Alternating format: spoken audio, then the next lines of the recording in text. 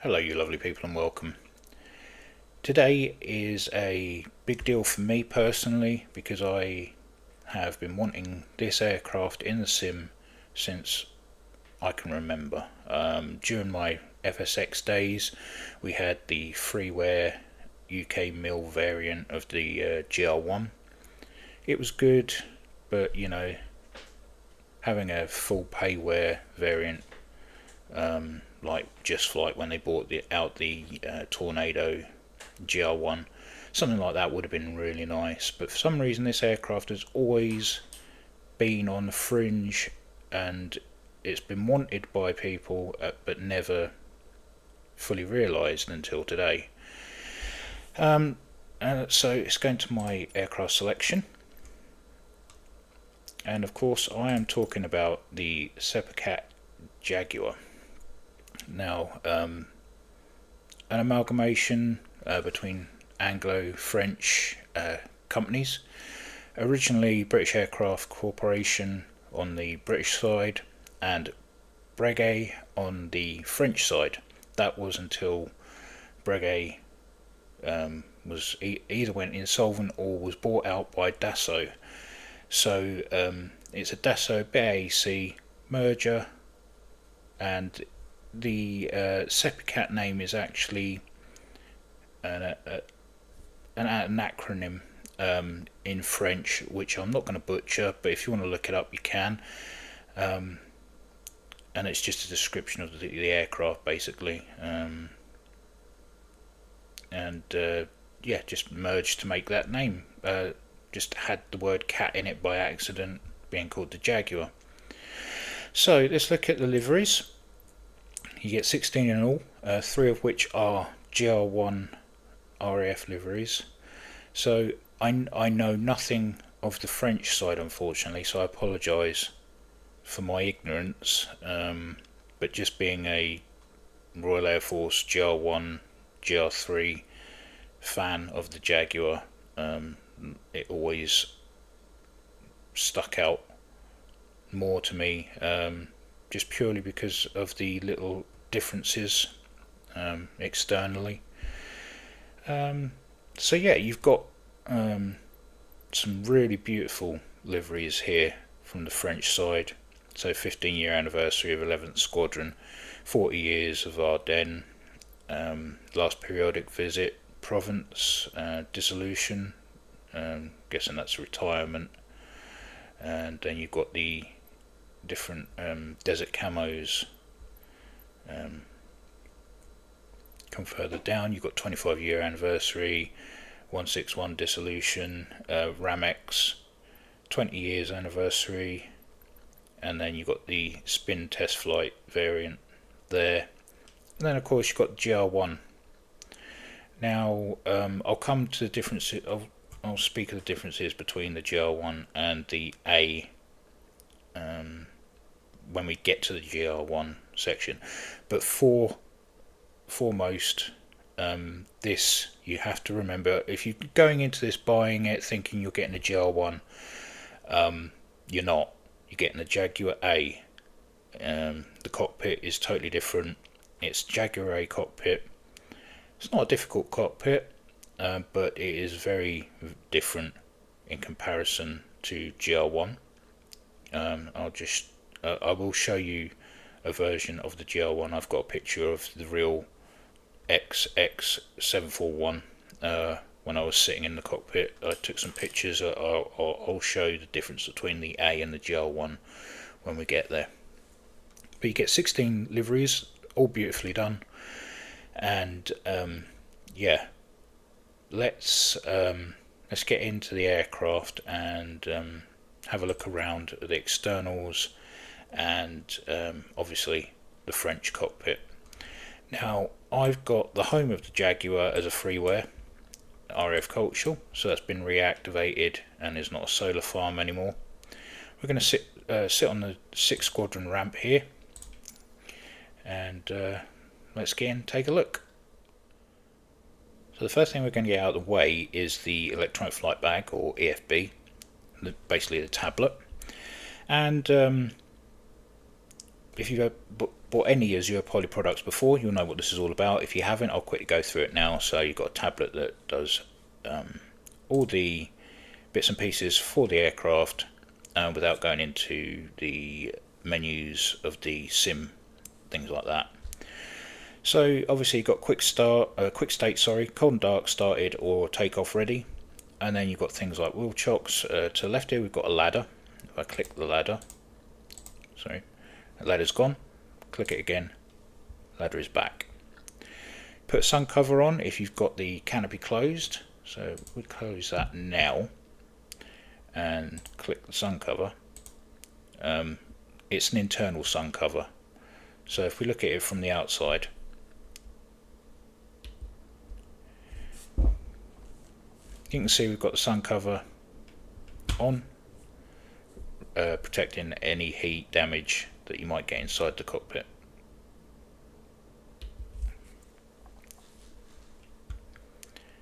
Okay, so we can take that sun cover off. We've got a ground power unit which you can connect and disconnect via the EFB. So if we click that, everything comes on the outside. You can hear the GPU is fired up outside. If we look, it's just down here. There's a little yellow contraption. If we jump outside, I'll show you it. Okay, so we've got a little ground power cart there plugged into the port side. Then we've got the APU. Let me shut that off for a minute. We've got the APU. You can start that here instead of using the switches down on the pedestal. And the APU, that is based in the port side air brake. So if we just jump outside now, we go around to the port side air brake, you'll see that the micro turbo or APU is based inside the air brake. And what you'll would have noticed back in the day is that Jaguars would have been parked up with the air brakes open, and that's because when the aircraft's in a cold and dark state you have no hydraulic pressure, so there's no way of opening the air brakes before starting up the micro turbo.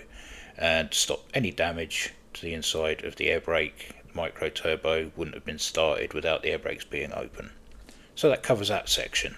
Let's jump back in the cockpit. Okay, so that's the APU sorted, and you can also jettison the canopy that can be repaired there. So next one is for display purposes, again aesthetics. So you can have a pilot interior, but I find that gets in the way of switches and stuff. You can force a pilot head as well, and then you've got two different types of the helmet. You've got the GR1. We jump outside and have a look at that. Okay, and it looks a bit astronautish, sort of early days astronautish or even Soviet. And the other variant, the Galette, now I find that version a little bit more aesthetically pleasing to the eye and looking more like a fighter pilot and not an astronaut or cosmonaut. So back in the cockpit, you can also change the heat blur intensity. I found it a little bit too heavy, so I've dialed it back a bit, from just purely to please my eye. Not that I fly looking at the outside anyway. You can also input a GPS system if you so wish. If we click on the basic sim variant, it's in the side position down here between the weapon system computers. We can also have it at the front, which will put it there if we move the tablet out of the way. Okay, so that's at the front. And then you can obviously change your nav modes from GPS to VLOC, and change your TACAN from X-ray to Yankee here as well. Next is the fuel. N1, N2 are small tanks just behind the cockpit, and they are the first ones to go dry. F1, F2, F3, F4 are all in the fuselage obviously, and V1, V2 are in the wings. And then you've got RLF, which is your central external store tank, and RL1 goes on the port side. RL2 goes on the starboard side, and the totalizer, which is this bit here, tells you fuel remaining. As you can see, we've got 1747 in there at the moment. We can change that, so if we click this, just going to dial up all the fuselage tanks. Okay, and now you'll see that that's not changed, but if we hit the totalizer, you'll see that that changes it for you. If you're good at your mathematics, you can do it physically yourself, but that totalizer is there to make your life a little bit easier. Now, external stores,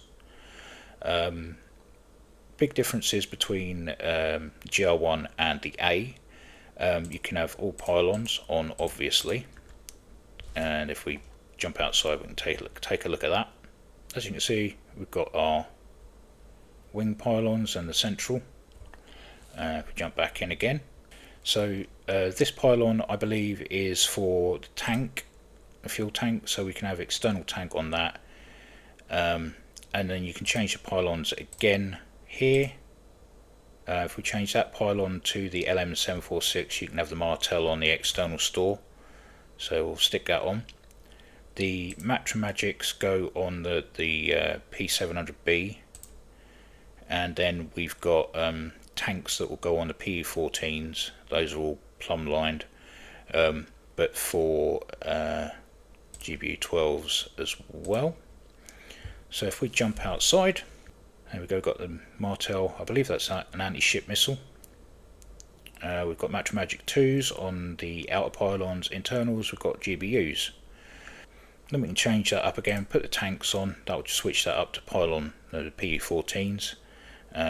We'll put external tanks on that anyway, and we'll change the PE14s, that'll take the magics off. Okay, so we've got heavy external stores for a long range mission, empty outer pylons, and that covers the weapons part of it. Okay, so we're going to clear all that because I'm not going to carry any stores for the flight. If we go down to the next section, we've got a moving map, which you can zoom in and out of using there, and I believe that's to show your flight plan, but I never really use that. And then you've got a basic autopilot which they supply with all of their products, very similar to the same one that Just Flight supply with their Hawk.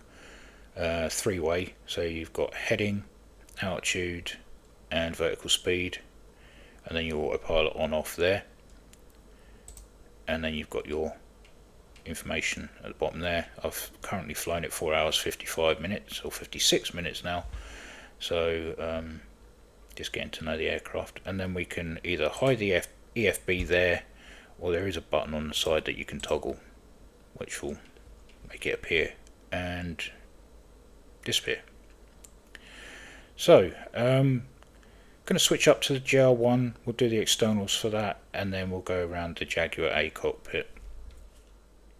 So before jumping into the GR1 version, I'll just go over the liveries quickly. Now XX741 has a special place in my heart because I've actually had the pleasure of crawling all over this and helping in the most minute sense in a bit of the restoration, and I mean minutest, when I was a volunteer at the Bentwaters Cold War Museum. So this is the one that I will actually fly in the video, simply because out of all of them, this is my baby. Now, next we have XZ119 Katrina Jane, which is 41 Squadron aircraft in the Gulf War I Desert Pink, as it was known. Never really liked any of the aircraft in the desert schemes, but you know, everyone has their acquired tastes. And then we have another cultural home resident of 54 Squadron. So 54 Squadron and 6 Squadron and I believe 41 Squadron, were all based at RAF Cultural during the whole of the Gulf War. They were never based elsewhere. Our main Jaguar force was in Germany at RAF Bruggen, and those squadrons stayed out there. These were home base or reserves basically, and then of course you had 226 operational conversion unit up in Lossiemouth, where pilots would go up, train on a Jaguar, and then come down to Cultural for daily squadron life. So yeah, these are the three that come with it, and they've again been absolutely beautifully done. And Bentwater's Cold War Museum actually helped in some of the production of this aircraft. So big up Bentwater's Cold War Museum, Graham. You will probably never see this, but legend. Keep up the great work. And if you haven't been to the Bentwater's Cold War Museum, I really highly recommend it. So let's jump into 741. Alright, so let's go back into the EFB. Now, like I said, the weapons are mark specific, so Jaguar A will have different ones to the GR1. So if we go straight into the GR1, as you can see, everything's different already. So we can attach the pylons. Got 1,000-pounders for the outside. All the weapons and drop tanks will all go on the same pylons. So if we jump outside and just take a look at this.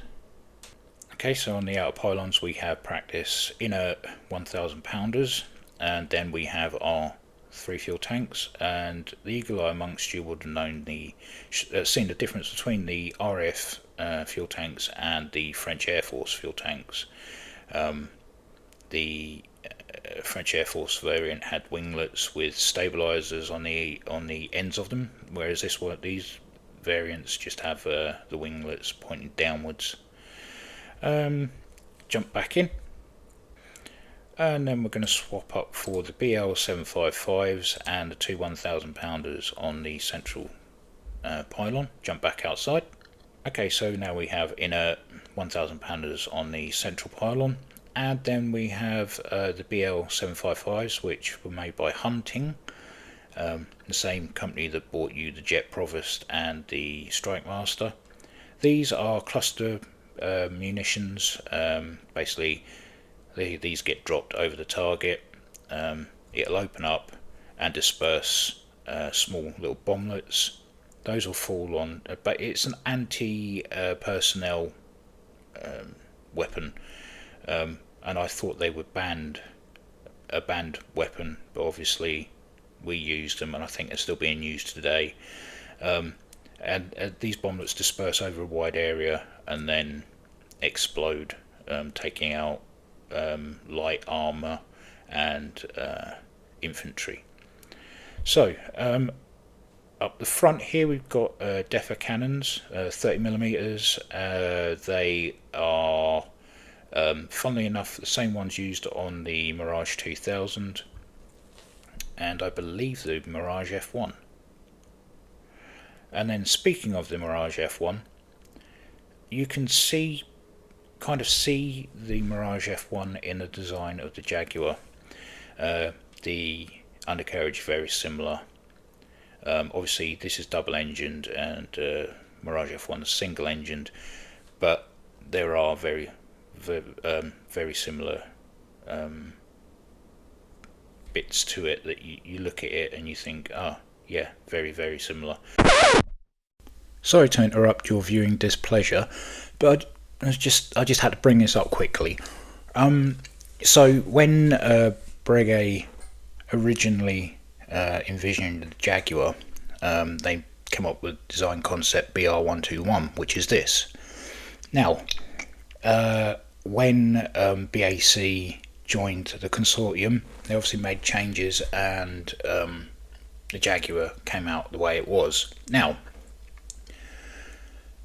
the Japanese Air Self-Defense Force, or however you put that, were after something similar, and they were offered the Jaguar, but because of license fees and royalty fees, they deemed it too expensive to go forward with. So they came up with their own concept which would closely resemble the Jaguar. This is it. See any differences at all? No? They're exactly the same bloody jet.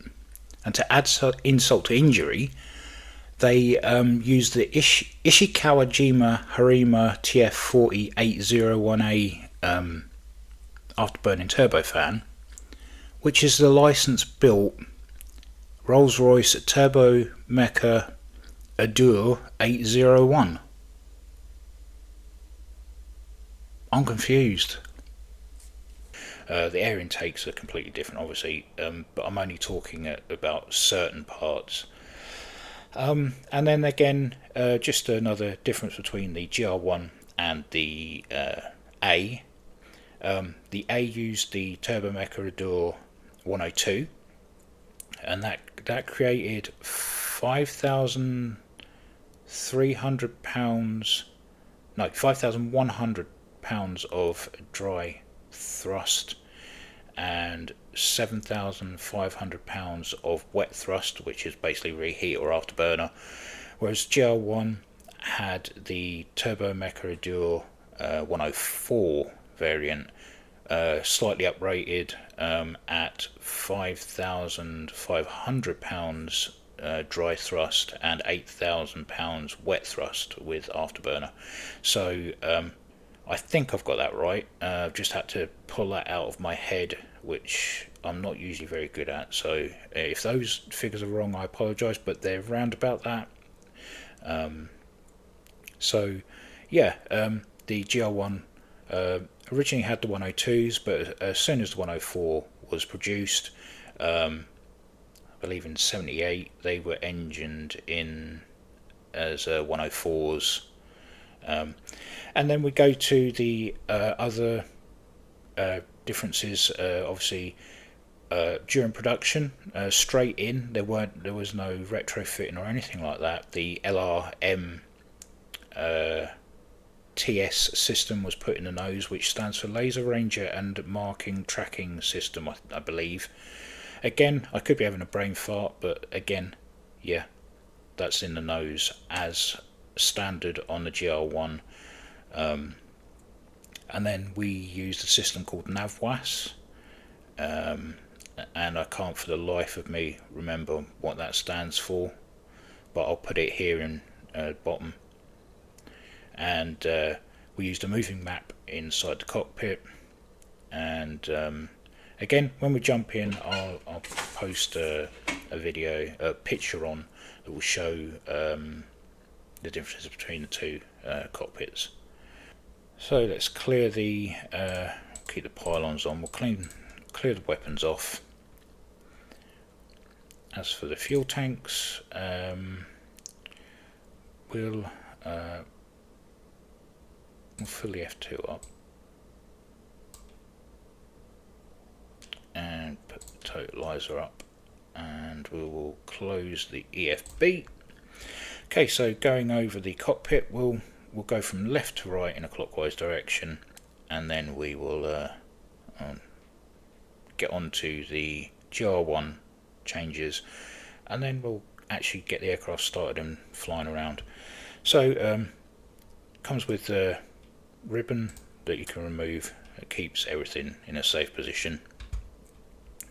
Coming from the back here, we've got a crash bar, which will cover all the different battery, alternators and extinguishers. So in the event of a crash, flick those forward, all of those go. We've got the retracted probe light for air-to-air refueling, altitude alarms and circuit breakers for the trims, and then we've got the integrated panel light switch there. IFF here, or a transponder if you like. Not operational. Majority of it's not.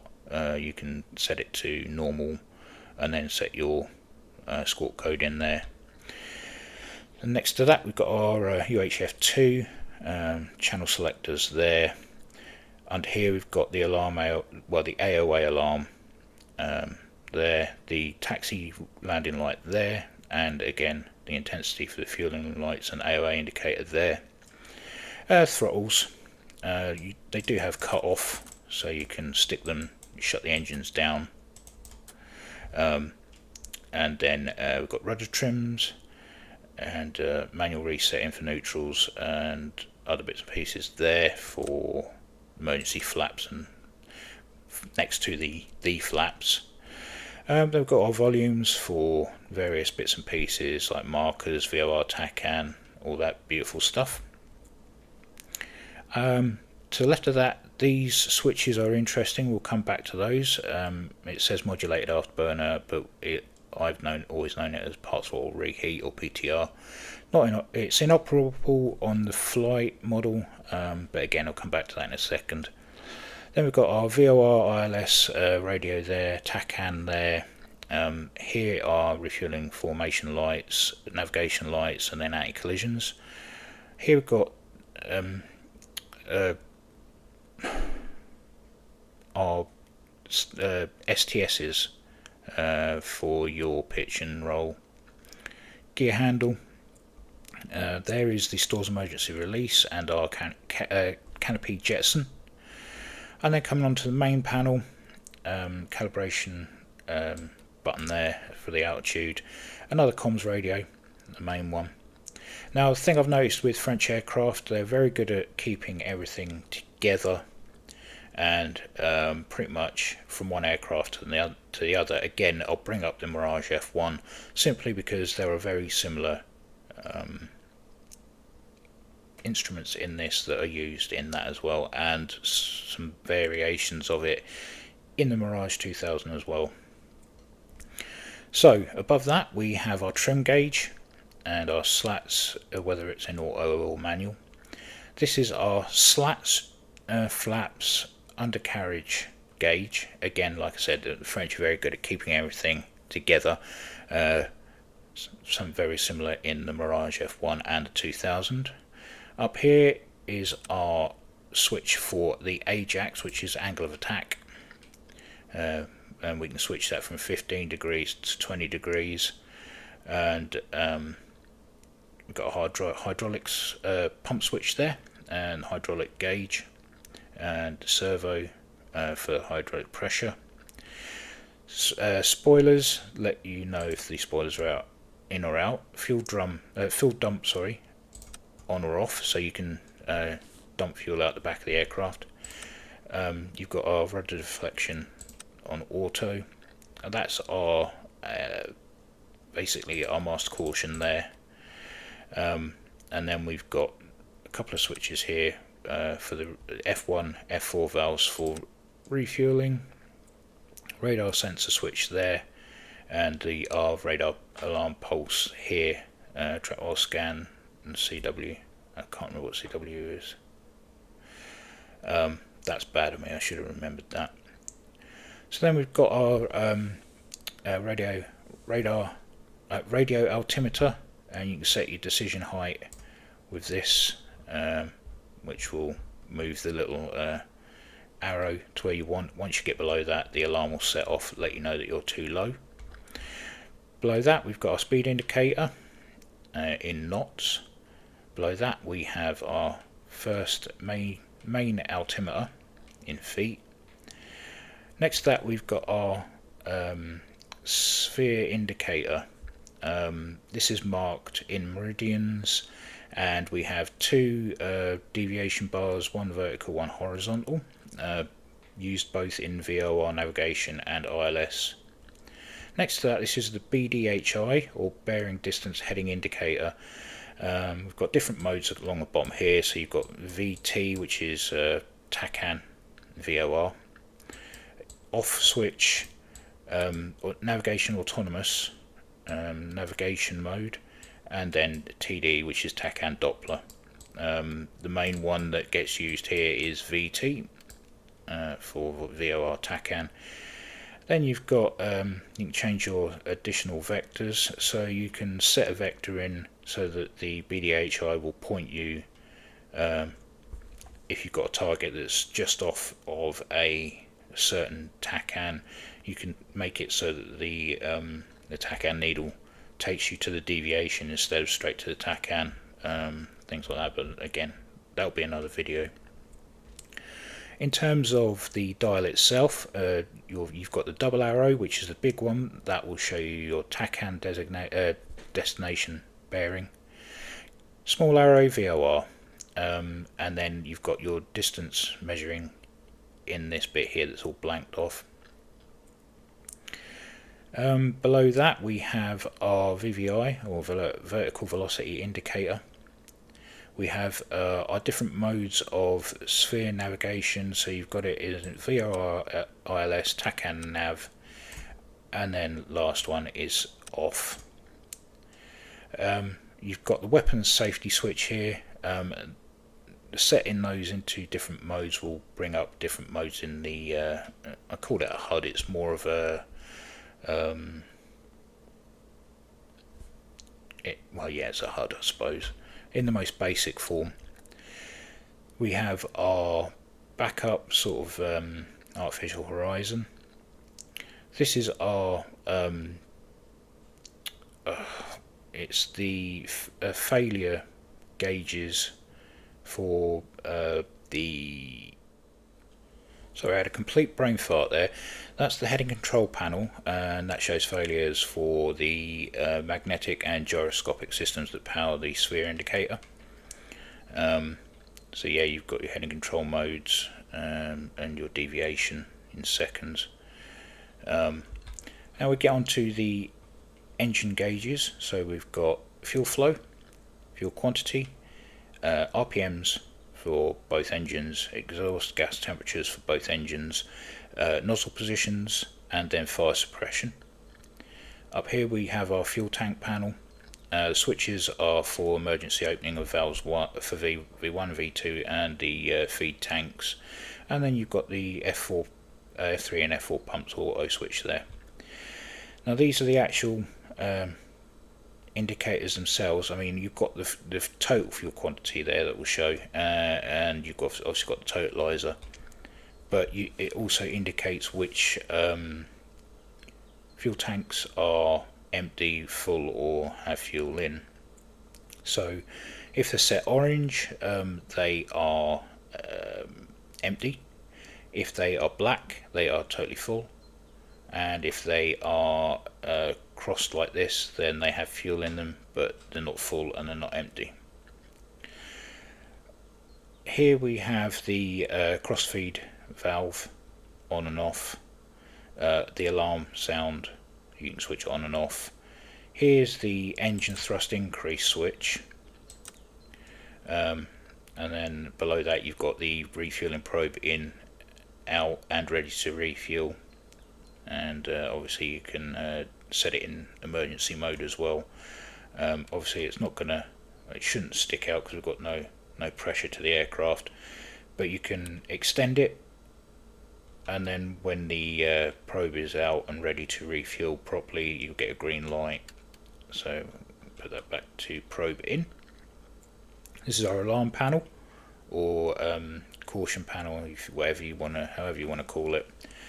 If anything goes wrong with the aircraft in any way, it'll indicate here, as well as getting an alarm on the master caution. Now if we look at the pedestal in the middle here, we've got low pressure valve switches here, our transfer pumps for the fuel tanks, and then we have our APU on, and the bleed air for the APU, and our start button there. Below that we have the engine starter switch, left for left engine, right for right engine, and they'll indicate a green light when they're up and running. Here we have the bypass engine pump switches, currently in auto. You can have an emergency or you can switch them off. and I'm not 100% sure what these switches do for amplifiers, but they're on as standard for exhaust gas temperatures. They might be some sort of like what the Harrier has, the just to maintain the heat inside the engines. Can't remember the name now. And then we've got cabin pressure down there. Come to the right hand side, you've got parking brake, our oxygen, which is on and running for some reason, and then our voltmeter here for the battery.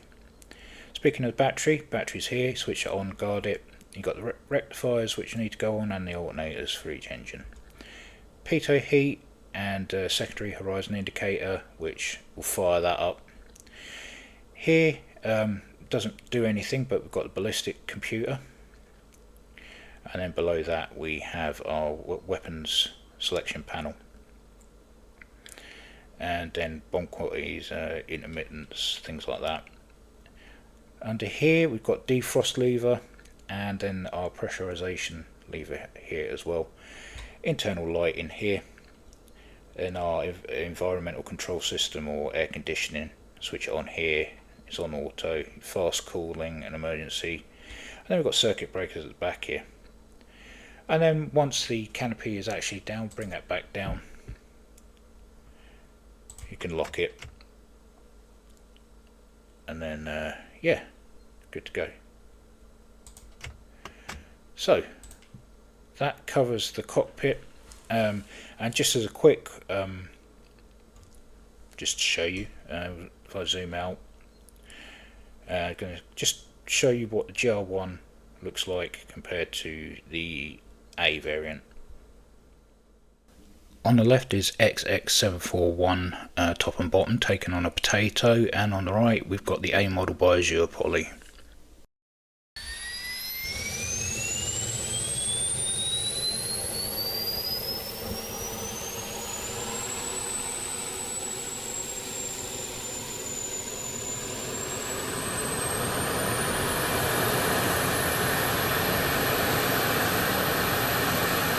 Right, that's the micro turbo fired up. APU is now running. Okay, let's get engines started. Start with the left one.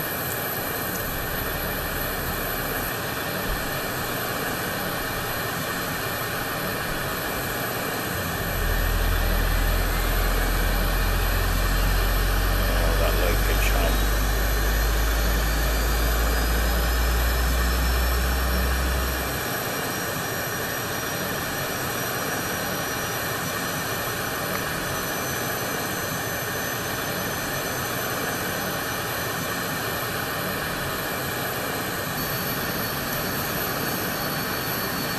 Get engine 2 started.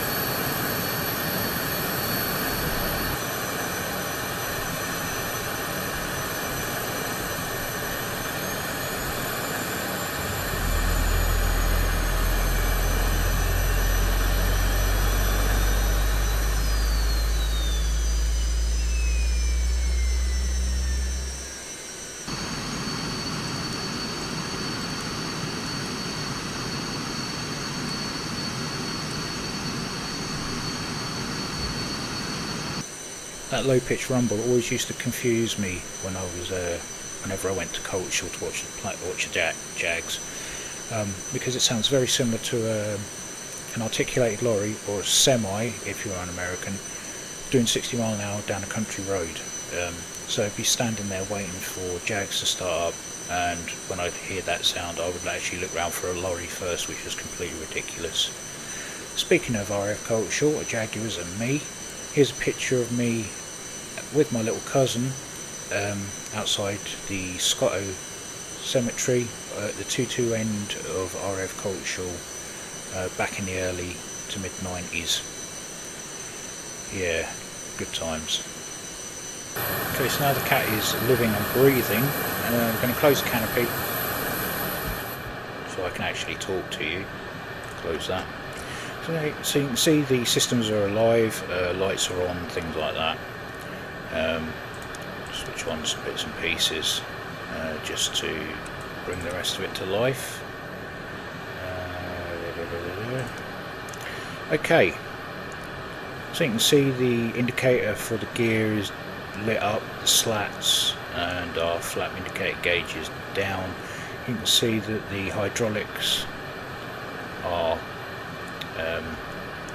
up and alive, and yeah, as I was saying about the fuel tanks, orange or yellow when they're empty, as we're not carrying fuel tanks on the external wings, they're showing as empty. Central fuel tank has fuel in it, but it's not full, and then all the tanks inside the aircraft are full because they're showing as black, and then our gauge is up where it should be. Okay, now I'm going to show you the HUD and some of the gauges here. So if we go down to the weapons safety switch, switch it to weapons flight prep. As you can see, we now have an artificial horizon and datum indicator up there. We can change that with the scroller here. Apparently we're in approach mode at the moment. Scroll it down, goes to air, we get our gun pip, and forward back into approach, and forward again is air to ground bombing mode, and you can see there. And we also will get an arrow that will point down or point up depending on if we're above or below the target. Scroll it back into approach, and then we've got brightnesses either side and the HUD height setting. And then you can go into missiles prep and weapons safety as armed. Doesn't change anything on the HUD, but it just changes what it would be if you were to fire the weapons. Up here we have our the HUD height setting, like I said, and this side is our accelerometer or G gauge. We can reset that. It's sitting at 0G or 1G, sorry. And then over this side we've got the AOA indicator. This is the same as what is used in the Mirage F1 and the Mirage 3000. Basically behind this little bit here is a little rectangular light, and that will travel up. Once it gets out of this position, it will show up as green, which means your angle of attack is good. Then it will go to yellow and then to red. So yeah, AOA gauges there. This is your clock. You've got the setting and starter there, lighting it up, and on the other side we've got a whiskey compass. We can adjust the mirrors, not that you can see anything at the moment with the sim being the way it is. Again, that's the toggle to open the canopy, and that's to lock it. I'm just trying to make sure that these are the autopilot switches for the aircraft. That's a security test, ignore that one. This one is your altitude hold and your autopilot on heading mode. You can't change the heading once you're in autopilot mode. To change the heading, you'd have to come out of autopilot, change your heading, then go back into it again, and then altitude hold. So you've only got two modes of in autopilot. With it on, it will automatically stay at the heading you're pointing at activation, and then altitude hold. You can't adjust your altitude, so a bit more realistic. Okay, so let's have a listen to the sounds. Obviously we heard the micro turbo startup and the engines. Internal sounds are really good. It's noisy, as it should be in an aircraft like this. Jump outside. Okay, so I'm just going to do a quick walk around. We'll have a listen to the dynamic sounds.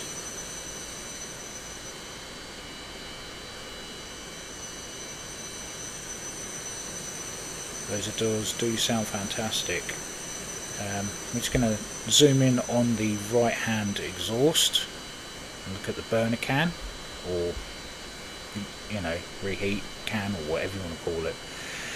Okay, so inside we've got the petals. They'll expand and retract to keep the pressure at the back end the right level, and this outside canister here will roll backwards and forwards as the petals do their stuff.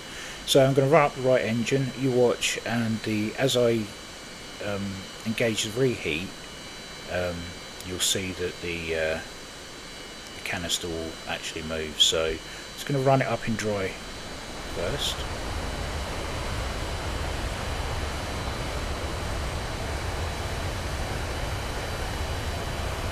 Okay, so we're at maximum military.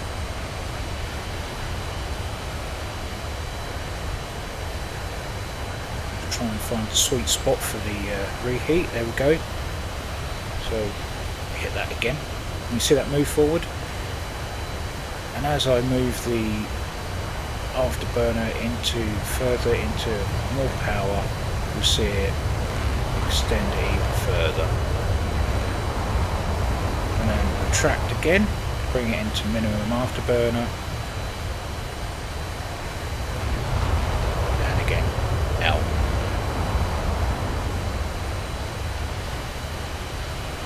Okay, we can keep it on full military power. We're going to run around to the front of the aircraft and just have a listen.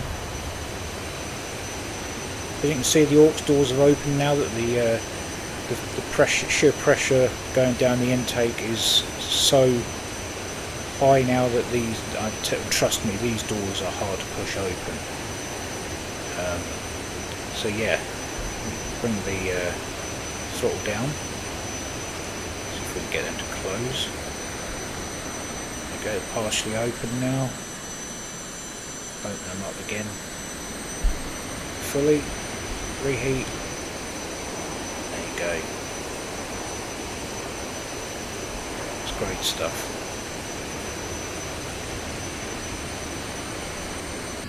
Now you're going to hear something completely ridiculous. Until I actually started volunteering at Bentwaters, I didn't know the Jaguar could air-to-air refuel. So we're going to get the probe out. As you can see, it's in red at the moment, so we can't take on any fuel.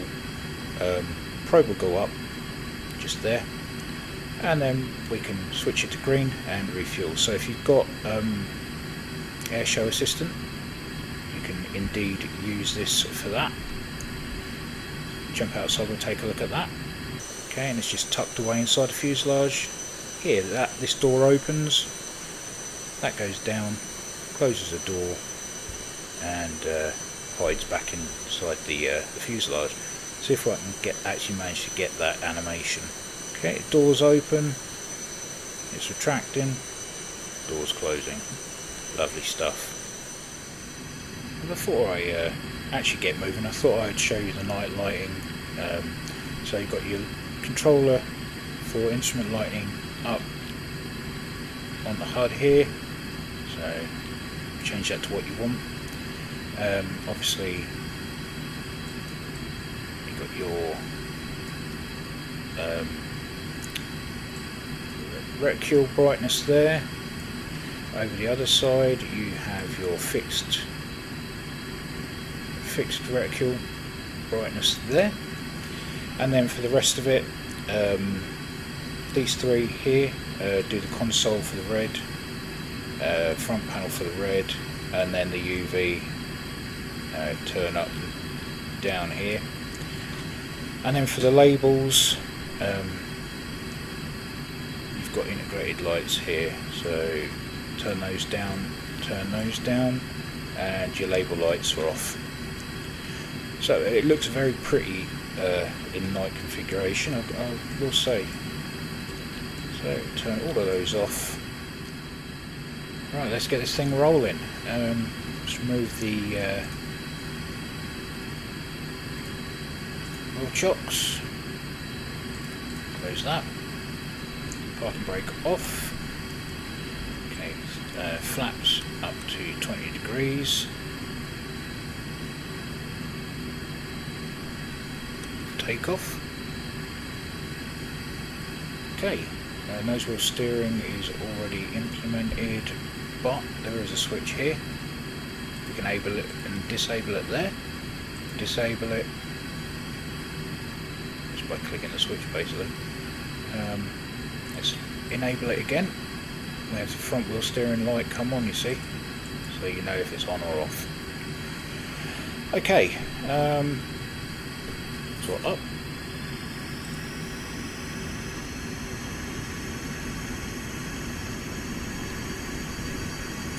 Now, if anybody wondering what scenery I have, it's freeware RF cultural scenery, so it won't be available on console. The Jags look a bit crude, but they're there. But the scenery itself isn't bad. So sat outside 6th Squadron hangar. I'm going to bypass the main hangar up here. I think it's 16th Squadron. Could be wrong. Probably am. Saints, or is it? I'm sure it's 16th Squadron. Could be 14.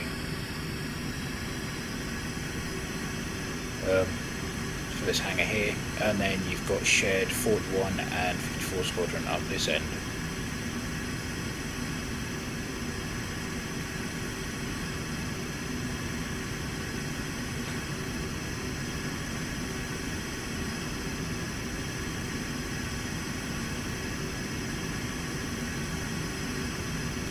Oh, I was way off.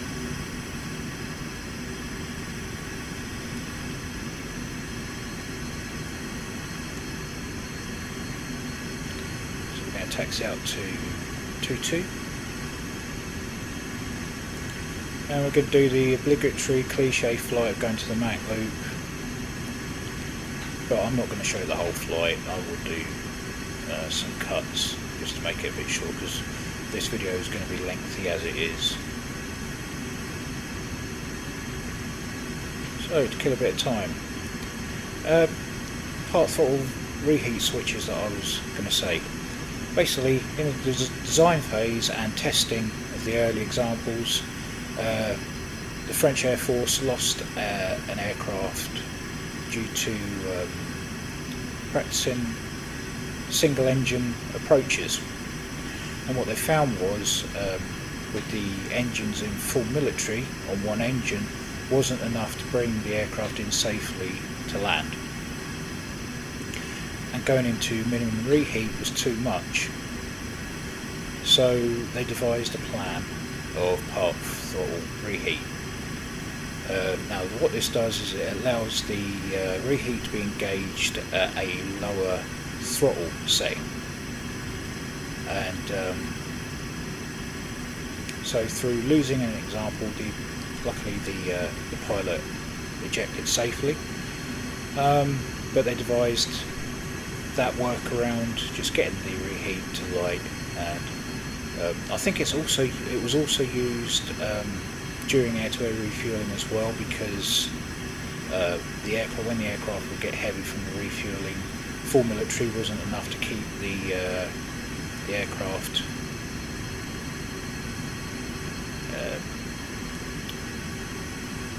up with the tanker. So I believe it was either one engine was used or with reheat, part throttle reheat, to keep it stable in the refueling phase. I could be wrong on that one, but I'm pretty sure I read that. Also, there's a funny story in Jaguar Boys about PTR that I will tell you in a minute once we get up in the air. There's the old Caravan.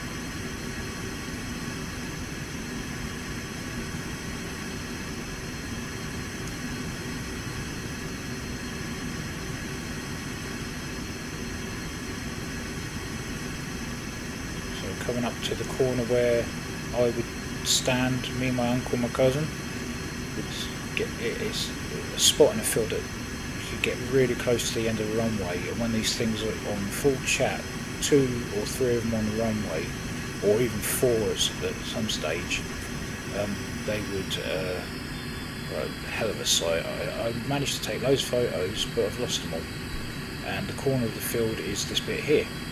Because the fences were about waist height, you could see over with no issues at all. It was a fantastic spotting area, and there's also a crash gate further along here somewhere. It could be there, that everybody gathered at.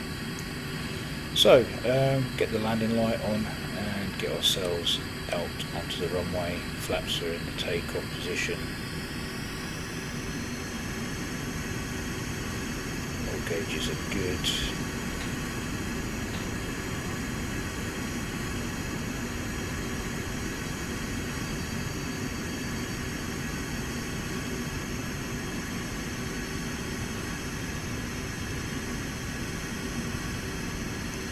On departure from 22 end at RAF Coningsby, we do end up overflying Norwich Airport, which is the ex-RAF Horsham St Faith, and then for a bit further out from that is a village / town called Wyndham. I lived there for a little while, and I would get Jaguars over the house all the time, lining up, coming in the other way. So just like the situation where I am now with the 48th Fighter Wing, F-15s and F-35s lining up for ILS over my flat, I had Jaguars in the early 2000s, and I really didn't take advantage of that at the time. You miss it when it's gone. Right, so we're going to get full military power. Brakes on. Get the engines settled, which they are. Going to enter minimum reheat, brakes off. Maximum reheat. I'm going to trim up to 4 degrees nose high. Start rotating at around 160 knots.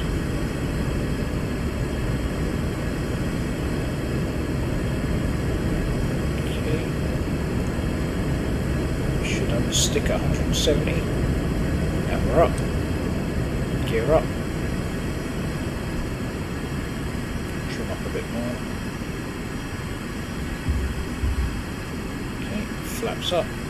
Out of reheat. And bring the throttle back. I'm going to level out, keep it low, flaps fully in, trim out. And this thing trims absolutely beautiful. It's solid at low level in the weeds, it absolutely loves it, which is where it was designed to be. But obviously originally was envisioned as a trainer, a supersonic jet trainer, and later that changed from trainer with light ground attack capabilities to well, close air support and bombing as a main thing, and reconnaissance. There's Norwich Airport, Horsham St Faith. Okay, plumb in 115.70. Make sure that's switched on. Attack and transmit receive. Okay, we've climbed up a bit.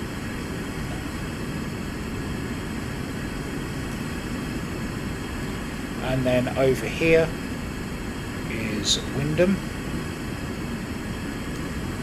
Actually, it's this one here. So I lived in this area here. I get Jaguars on the approach and the exit all the time. So fun times.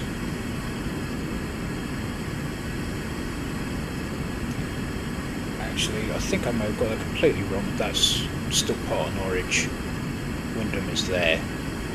That's the main.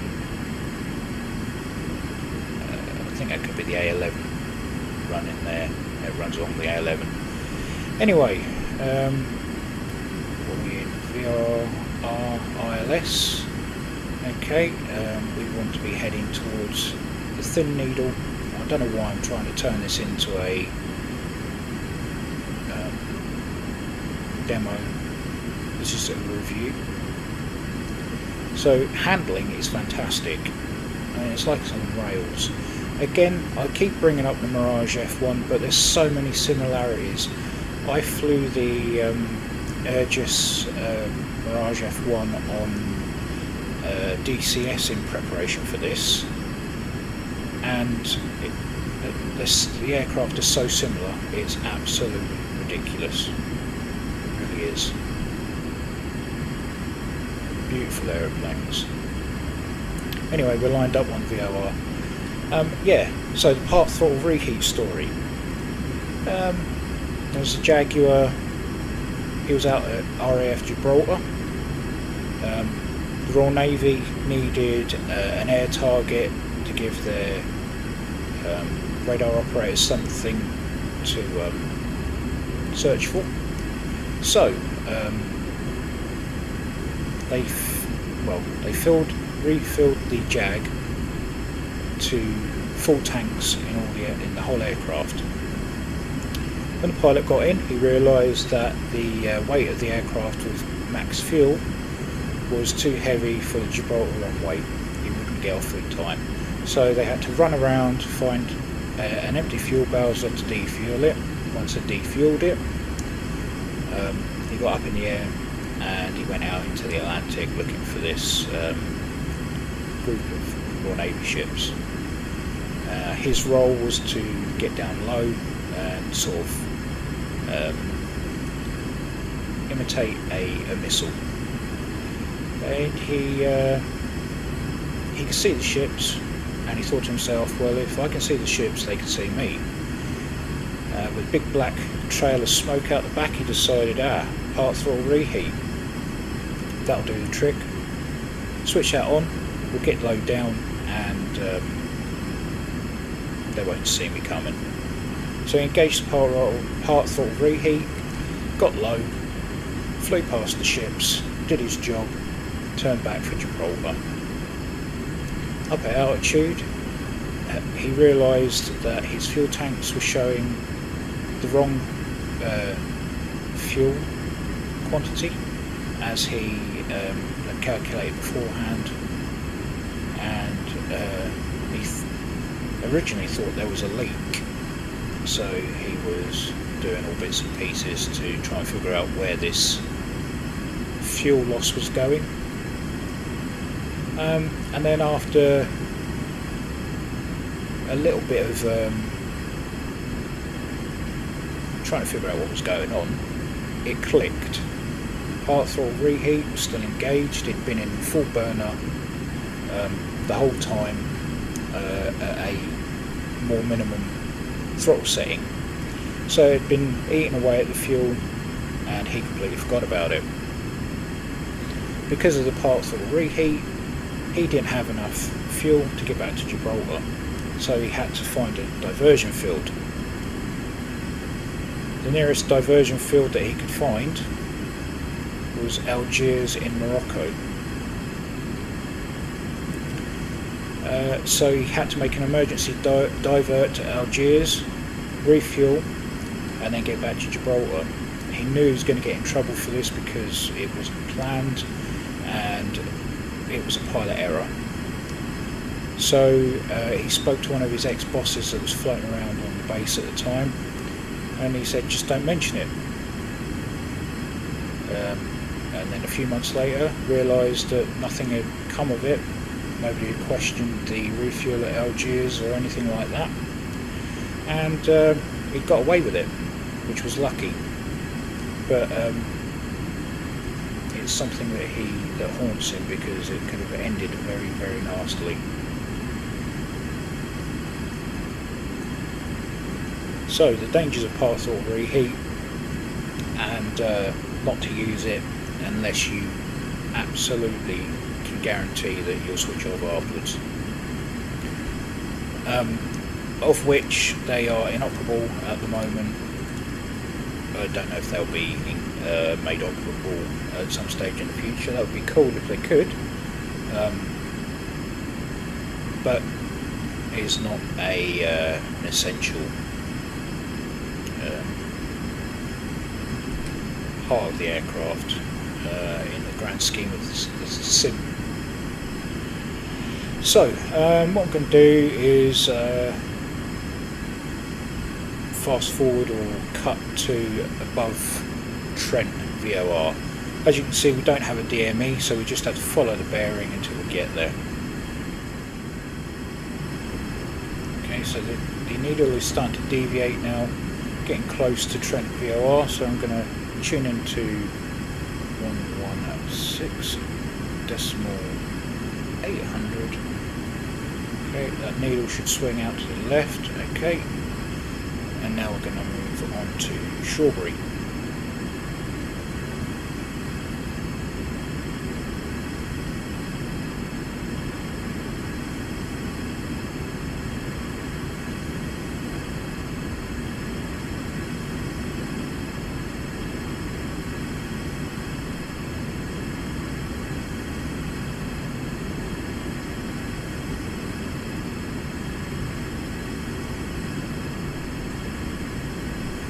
Now we're going to jump cut to, once we get to overtop area of Shawbury, we can then head out to the west towards Snowdonia. Let's just get to Shawbury, which is just there. Okay, I'm going to change that, well, nothing to change, so we go on to 270 once we are overtop. So the needle is deviating.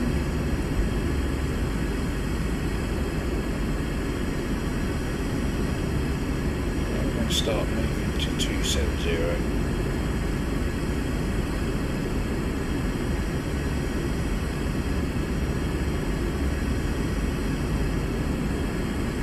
Okay, level out at 270. We're going to climb up a little bit, because this is where it turns from instruments to VFR, for me anyway.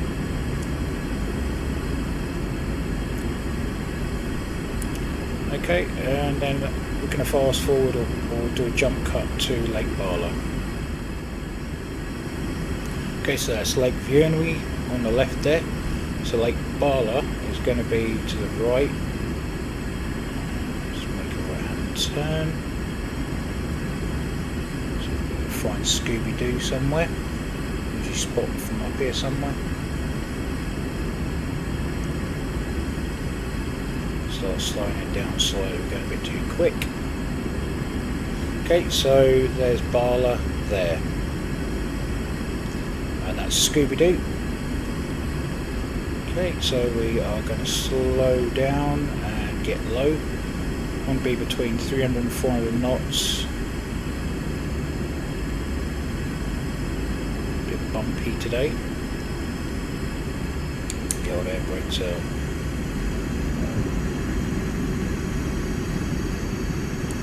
Okay.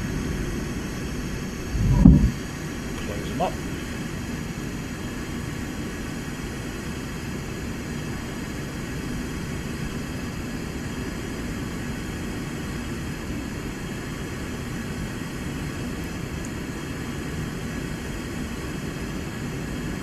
So speed up slightly, too much.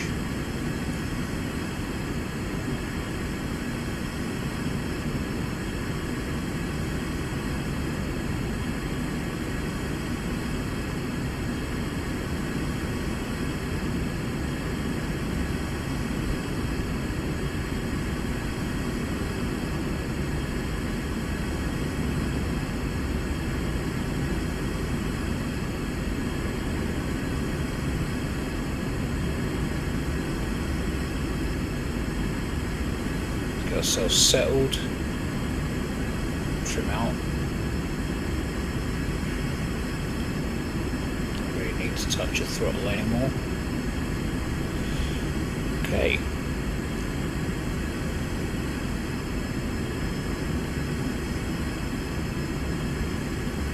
Time to have some fun. Central tank is now empty, as you can see by the indicator there.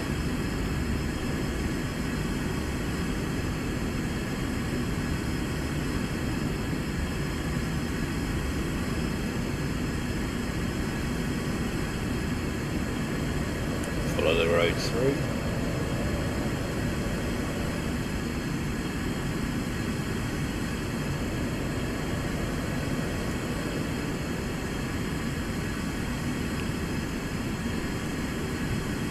There's a loop entrance there.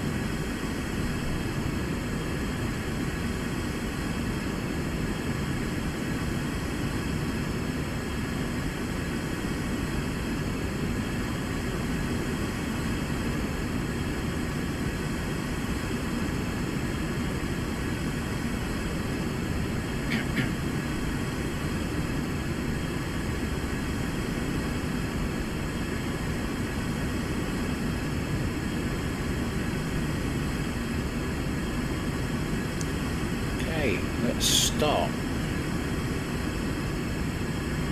Nice right-hander in.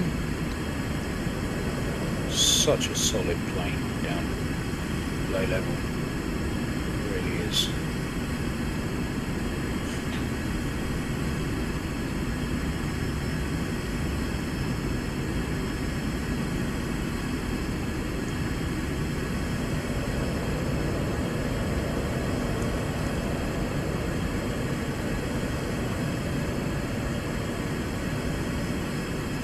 Bumpy.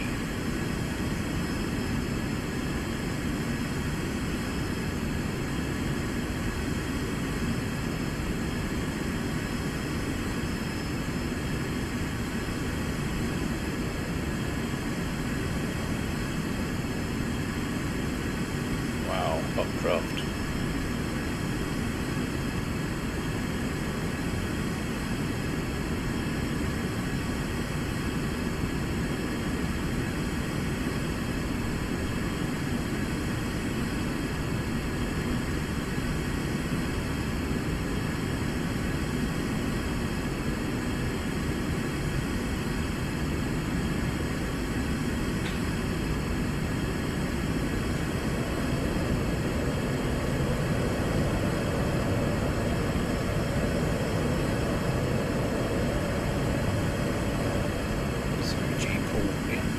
There.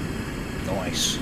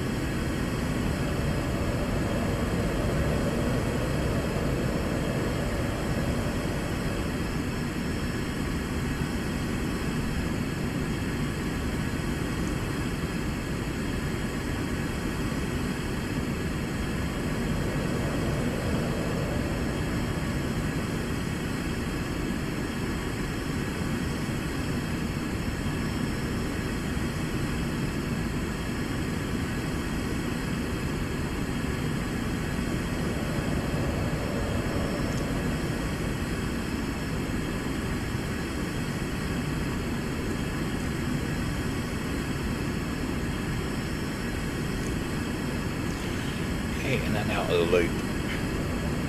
Head back, down Barla, up through Scooby-Doo.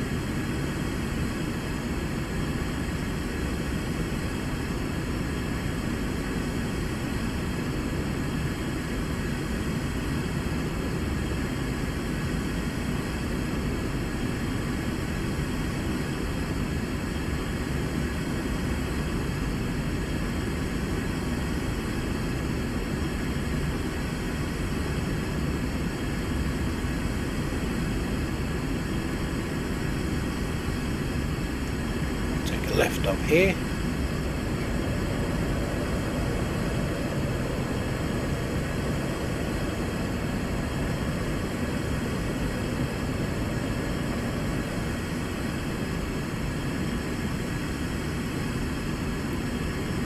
And then up to Scooby-Doo.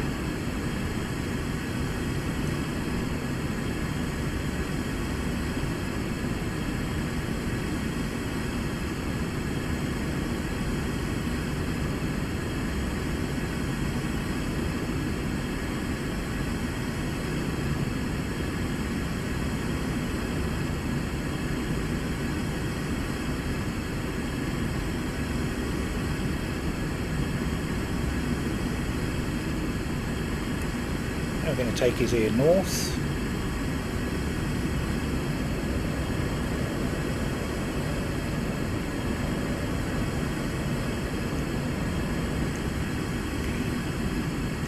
There's this hill here.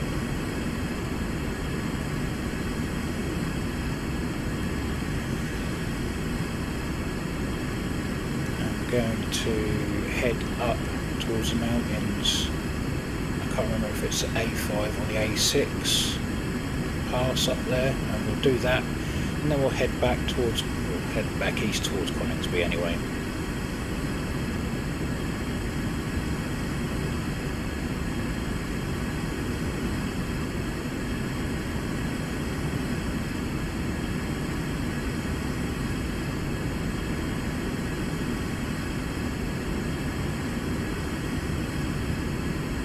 Our entrance over there, so we just need to head towards that.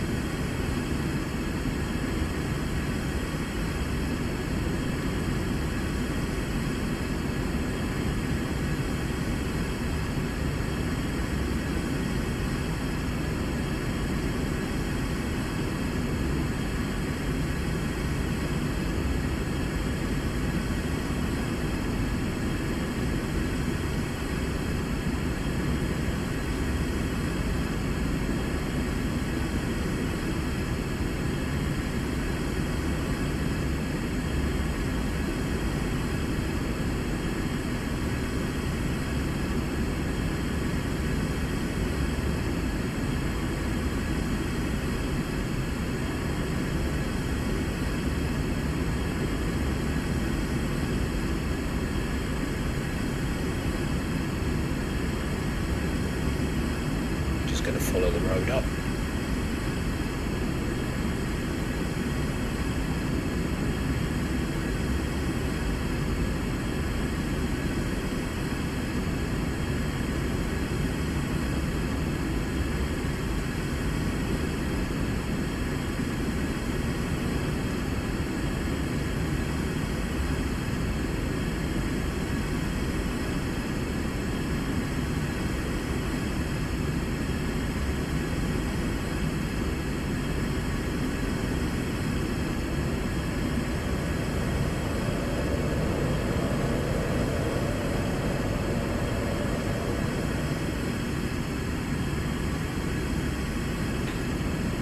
God, this thing feels like it's on rails. It's brilliant.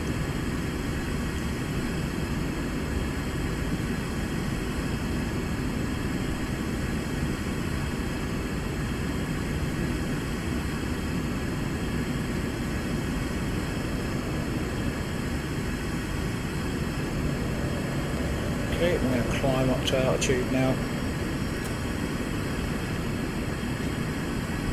Getting really odd now, away from the population.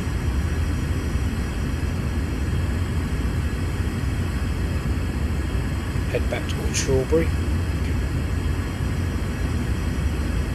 Actually, it'd be better to go to Wallasey, I think. I think that's 114-100. Hold on. I'll dial that in.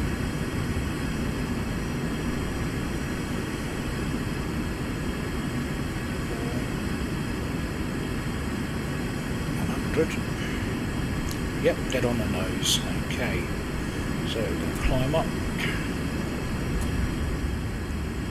Okay, we're approaching 15,000 now. We're going to level off. Use the autopilot for this bit. Autopilot on, altitude on.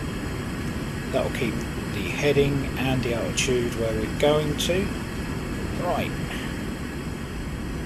so velocity is just down here. The needle will start deviating in a minute. Once it starts going, which it is slightly doing now, I'll change that to 115.700 back to Trent.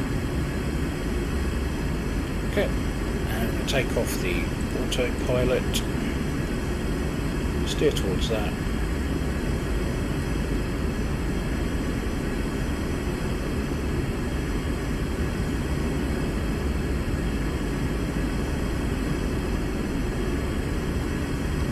Off. Autopilot on again.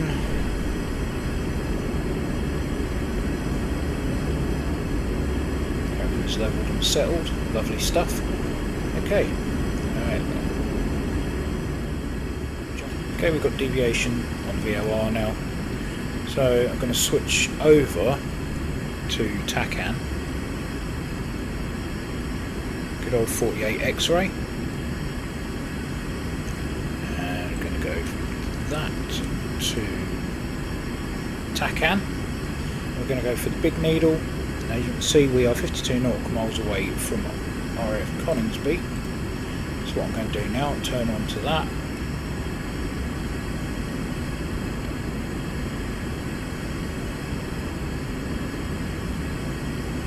I'll level out.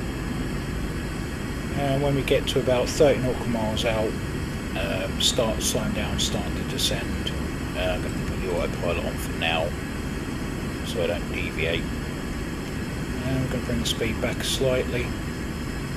Okay, so we will jump to RAF Coningsby. Right, so we're 30 nautical miles out. Disengage the autopilot and come down from our altitude. We're not too high, but it doesn't hurt to be prepared, you know.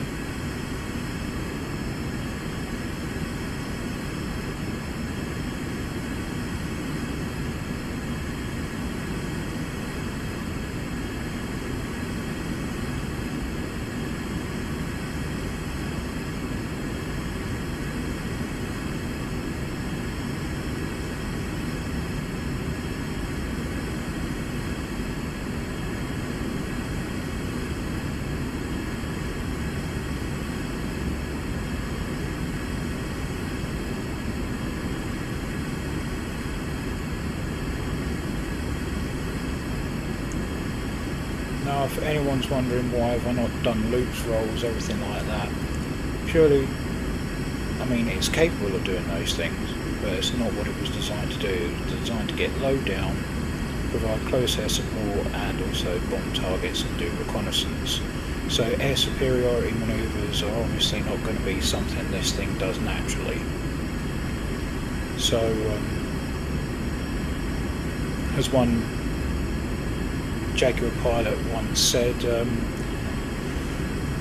we had a sortie going up against typhoons. We knew we were going to lose against typhoons, but we did it anyway. And they came back, and yes, they did lose against typhoons. So don't expect great air-to-air capability from these.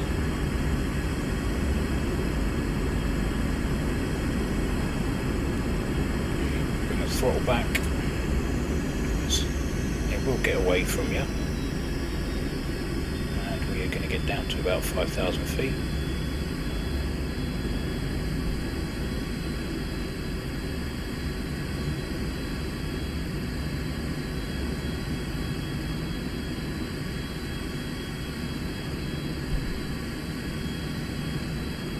How far out now are we? 12 nautical miles. Not far at all. We should start seeing it shortly. In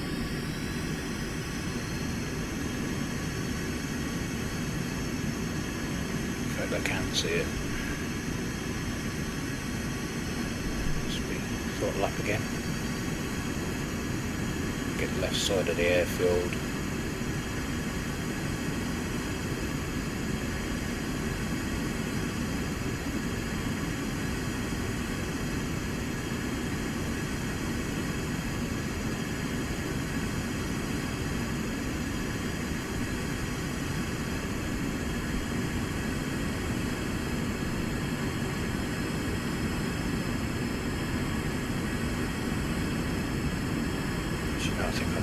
right side of the airfield. Get it right.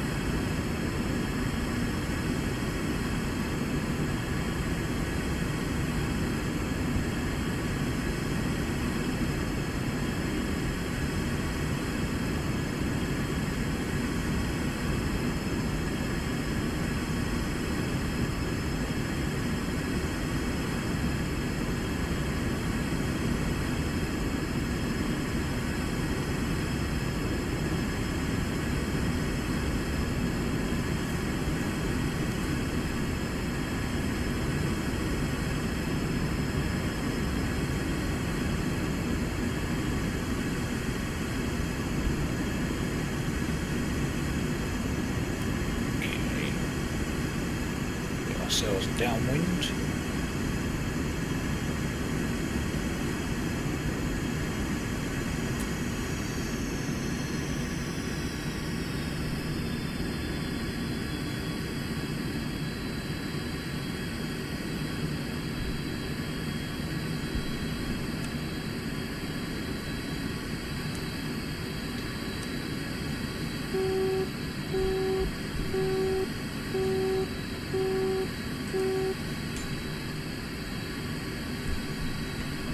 Down.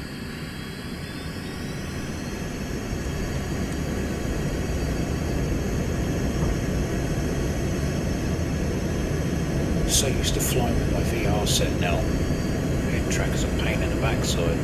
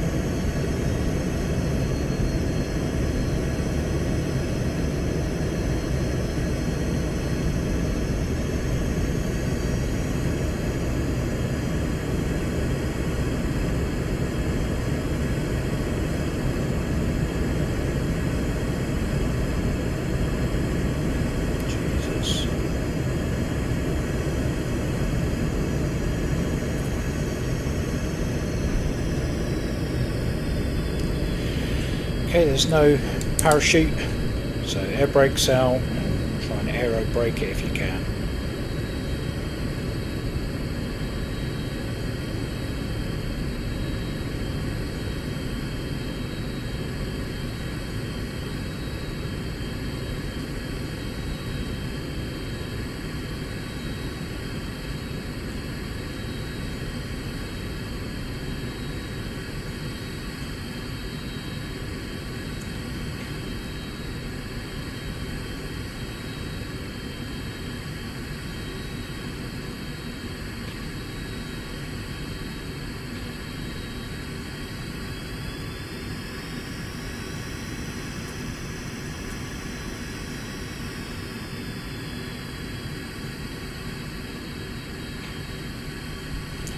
Something has happened to my RAF Coningsby scenery.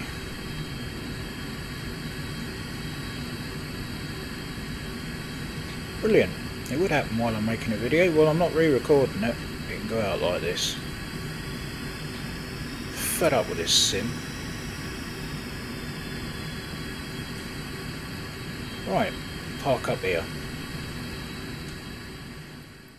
Well, Azurpoly, you've absolutely knocked it out of the park. This is fantastic. I mean, it's everything that I really hoped it would be. It's the A model. I know there is some enthusiasm of getting a GR variant done. Azurpoly have said if there is enough interest that that may happen. As it's a completely different cockpit inside. But yeah, that's something for the future maybe. Another thing I needed to reiterate, which I should have done at the beginning, this is a 2020 version. I'm flying it in 2020. It's compatible with 2024. I can't get it to work at the moment for some reason. My 2024 is being a right pain in the backside. So when the 2024 version of this is released, I'll do a separate review of that, because some other systems are coming online, like firing weapons and bombs dropping and things like that, and some other bits and pieces. So yeah, that's to come at a later date.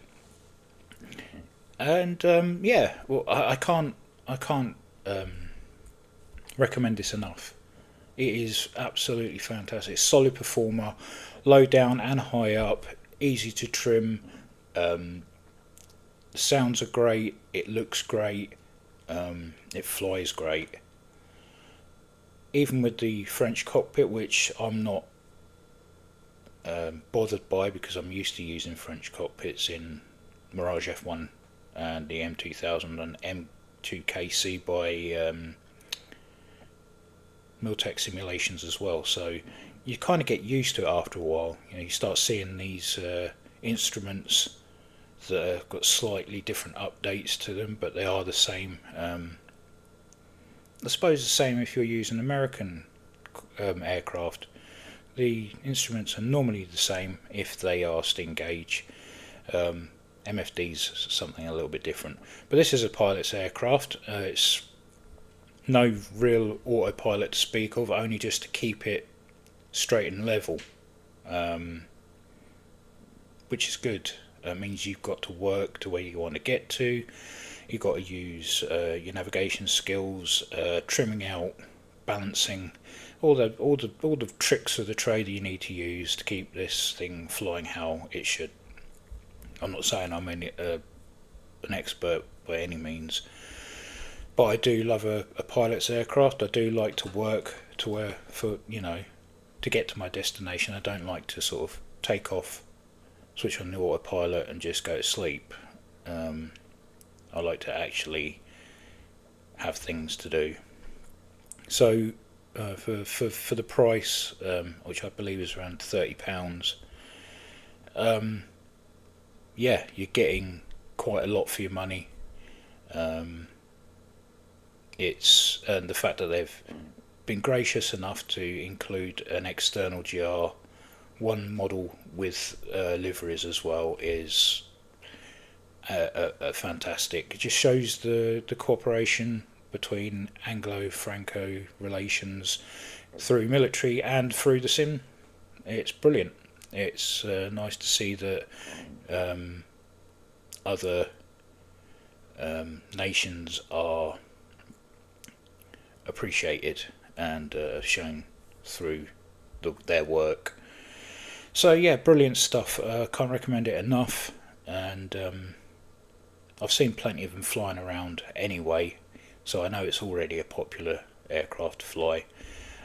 Just sorry that it's taken so long to get my review out. Things going on at home, and